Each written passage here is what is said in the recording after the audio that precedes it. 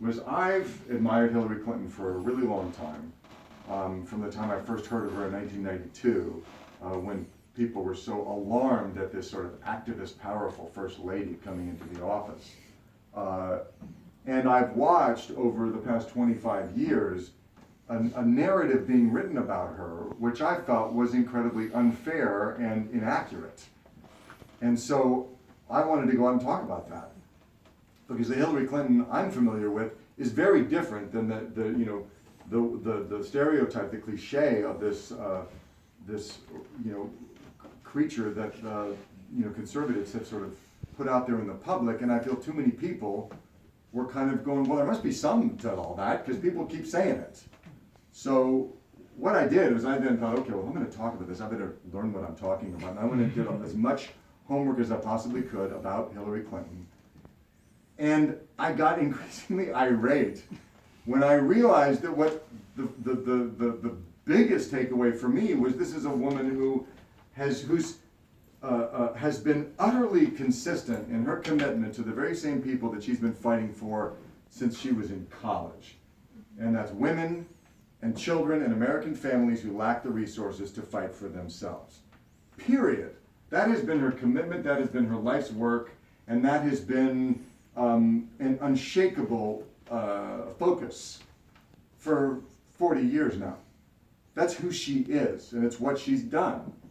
And when you look back at speaking of who she was in law school, she was fascinated with what she could do for children. So she spent an extra year in law school working at the Yale Child Study Center to understand the root causes of childhood poverty in this country. When she got out of Yale Law School, she didn't go to work for a high-paying law firm. As we all know, she went to work, with Marian Wright Edelman at the Children's Defense Fund.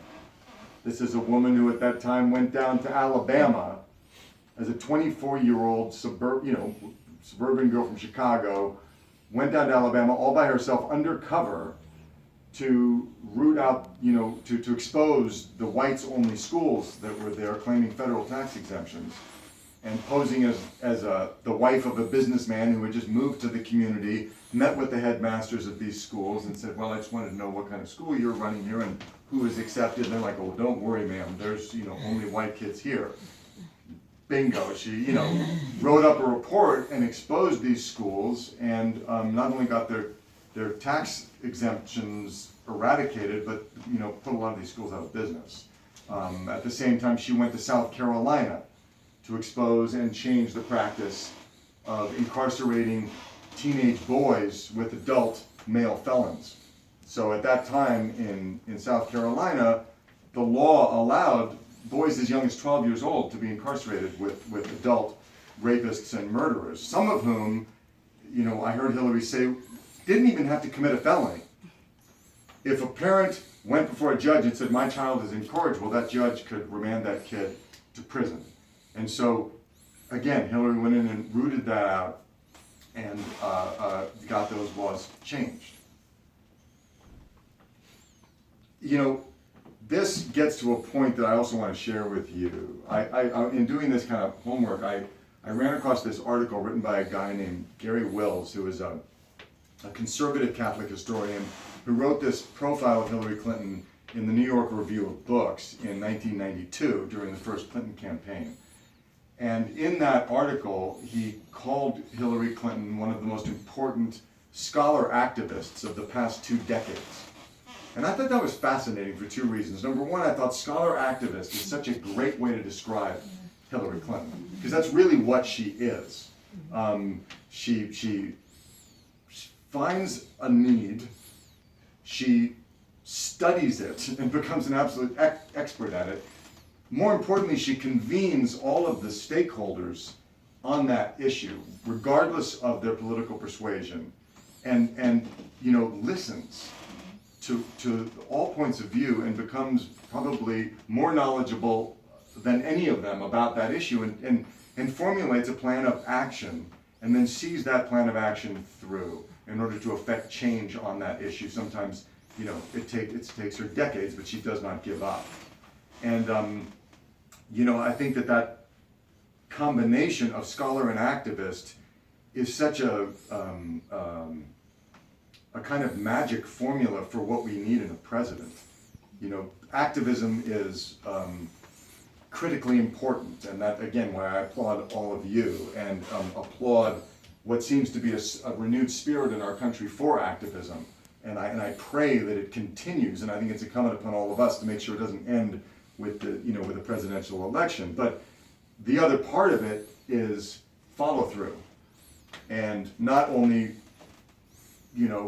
sounding the alarm about an issue of concern, but committing to actually creating lasting change. And that is where Hillary Clinton over and over again demonstrates that she's got the goods to get it done. If we look at what she achieved, I mentioned some of her early achievements, that Gary Wills was referring to. But she went on, when she went down to Arkansas following, when she and Bill got together and he was Attorney General, she went into private practice to earn some money for the family, becoming the first female partner at the Rose Law Firm ever in its history. She didn't turn away from public service. She redoubled her efforts and used her increasing leverage to get things done. And she advocated for, poor Arkansas families, for health care for rural women, for, again, really focusing on child poverty and on education. Her husband appointed her to chair the Arkansas Educational Standards Committee, because Arkansas' educational system was in a terrible shape. And she, for example, imported this program from Israel called the Hippie Program, which was a very successful pre-K program in Israel. And she said, Bill, we're bringing this to Arkansas. And he said, okay. It became a big success in Arkansas, and now the Hippie Program is in 41 states around this country. And that's, now it's 30 years later, or more, 40 years later, 35 years later, and it's proliferated around the country, and she gets zero credit for that. But Hillary did that. She founded Arkansas Advocates for Children and Families, which does just what it sounds like it does. That is, again, still in existence today, serving hundreds of thousands of families in Arkansas. If we look at what she did when she was First Lady, for which she took tremendous heat trying to get universal health care passed, she failed at that.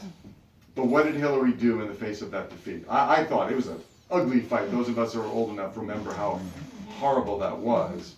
And I thought she was done. I was like, well, she tried, God bless her. She got right back up, analyzed what she had done wrong, what they could do better, and what they could actually salvage in order to create some change. So what did she do? She reached across the aisle, joined hands with Orrin Hatch, who was a conservative Republican, Teddy Kennedy, who's a liberal Democrat, in the Senate, and together they formulated and got past the state children's health insurance program. And to date, S-CHIP insures over 8 million American kids. So again, another example of Hillary creating lasting change. We're starting to hear a lot about that now in the campaign, but she, again, got very little credit for that. And not really that interested in taking credit. I mean, one of the things I think that sometimes works to Hillary's disadvantage is she's predispositioned in her character not to really call attention to herself. She's about the work, and her Methodist upbringing, which I'm going to bastardize the phrase, but the wife is do as much good for as many people as you can for as long as you can, and she lives by that, and that often deflects attention away from herself because she really is about the work. And it's what I heard in an interview on CNN. There was a profile on her last night. It was on CNN, and they were saying, well, what is this thing of people not really being able to relate to you? And she said, I don't do a good enough job communicating to people in a campaign. She said, the truth is, my approval ratings tend to be so much higher when I'm actually doing the job than when I'm seeking the job. And,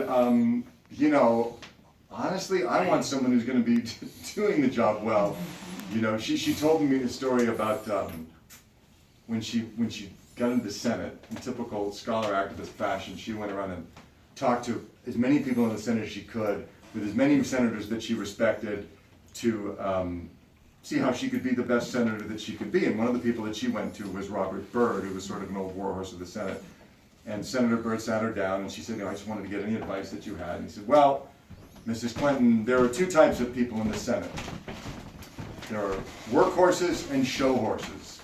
And you need to decide which one, you want to be. And she said, well, Senator, I think I'm a workhorse.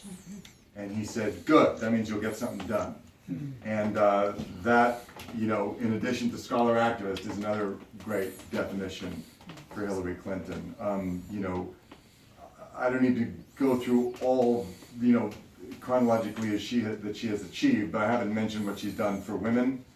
In 94 or 95, when was the World Conference on Women, when she went to Beijing and said human rights are women's rights and women's rights are human rights. That was so much more than a revolutionary speech, than a controversial, provocative thing to say. At that time, as President Clinton said, in those days in China, at that time to say that was a revolutionary statement.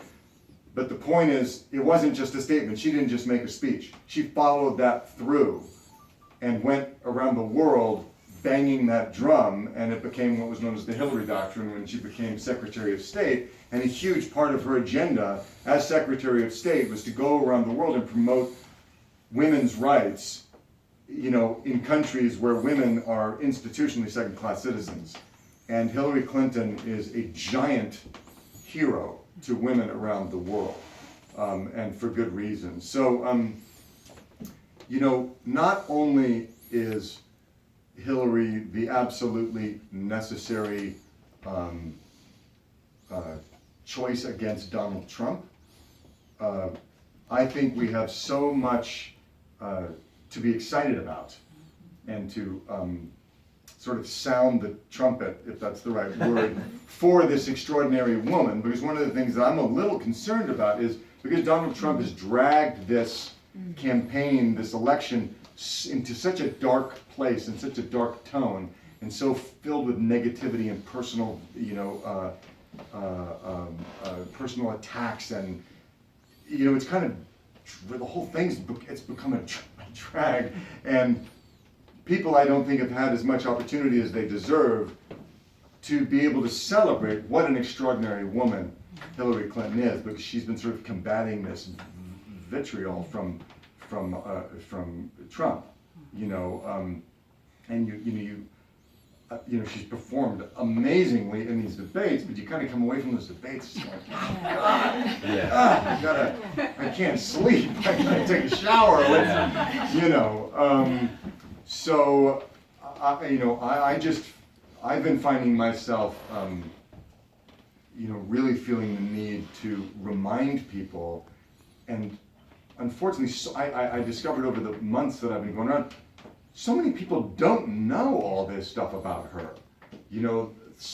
I can't tell you the number of people every time I speak that come up and go, God, I never knew all that about her. I mean, I knew she was smart, I knew she was qualified, I know she's, been, influential for a lot of years, but I didn't know she did that. I didn't know she was an activist. Bernie kind of stole that thunder in the primaries, because he seemed like, he's the activist guy. But Hillary was doing it, while Donald Trump was, denying black people the right to live in his apartment buildings. Right. In the 70s, Hillary was out in Alabama, shutting down whites-only schools. So, anyway, I'm super excited to be doing this. Again, it's all about what you guys are doing, because Ohio is so important, and we have 16 days left, and it's looking good nationally for Hillary, but Ohio, if we can take this state, it's game over, and equally importantly, if we can get people to connect on the down ballot races, that's really the work that we have left, that we really need to redouble our efforts. And then in the long term, to get people energized to stay engaged in the process, because it's always so disheartening that people engage in the presidential elections and then Democrats sort of evaporate in the midterms, and that's why the Republicans are in control of both houses. So I'm hoping that you know, people of your guys' generation is gonna hold on to the spirit of activism. I'm prayerful that the Black Lives Matter movement only gets bigger so that we can finally tackle, which Hillary fully intends to, this seminal crisis, you know, in our criminal justice system. And, you know, and so many other big challenges that are long-term challenges that, you know, can really shift this country. So anyway, thank you all for listening. I know that we all need to work as hard for Hillary as she's gonna work for us when she sits behind that desk that I pretend to sit behind. And, you know, that we can all kind of, I won't be in Ohio, but we can metaphorically join hands and watch as the glass ceiling that she put 18 million cracks in 8 years ago shatters once and for all. So anyway, thank you guys and have a great day.